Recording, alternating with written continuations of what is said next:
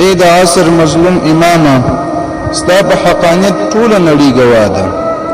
تا په صداقت سره د محمدي دین خدمت او دفاع وکړه. تا نبوي لاره غوره کړل. تا د نبوي لاره تګلاره وکړه. تا هم سنګر وپله او هم منبر.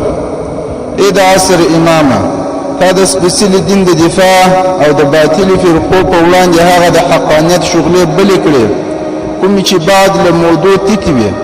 تا د حقانیت او ربانیت په سپېڅلي اغازي منبر زندان سنګر دواړه ګلورین کړل.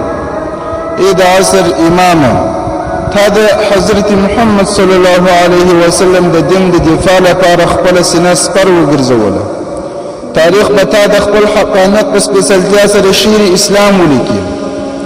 ای د عصر امامه تا د باطلو فرقو د هغو فرقو په وړاندې چې د اسلام مبین دین یې د خوار او ناپوه امت ته په بل ډول تعبیرولو، بالخصوص د خوارجو د عشان په وړاندې یې ونه هېرېدونکې مبارزه وکړه. ته د باطلو فرقو په وړاندې یو سرشار او نه تکرارېدونکی مبارز وې. ای د عصر امامه تا له خپل منبریزه سنګره اهل نار خوارج داعشان او اهل طاغوت داسې ولړزول چې د ننه پورې د دوی ملغونې غړي او د مظلوم امت د سرشارو ظلمو بتارې تورې دي. ای د عصر امامه ته د امت د بایللي برم او عظمت مستقیم سنګر او مورچل وې. ای د عصر امامه ته د نړیوال جهاد په ځانګړې توګه د پاکستان د جهاد یعنې غزوة الهند لپاره یو داسې مکتب مدرسه سنګر او مورچل وې چې د امت ویاړلي باتوره زلمي به ستا په امر ستا په مشورې سره نړیوال سرحدات کراس او د بیت المقدس په لور رهي شي.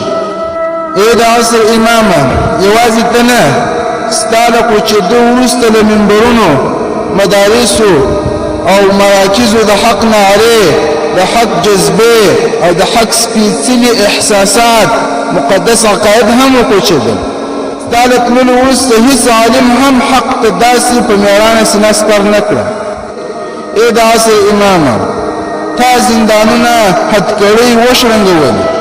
تا په خپل مبارک وجود شکنجې ولبړولې او تا په خپل نازک بدن پرهرونه چیرې وګرځولې.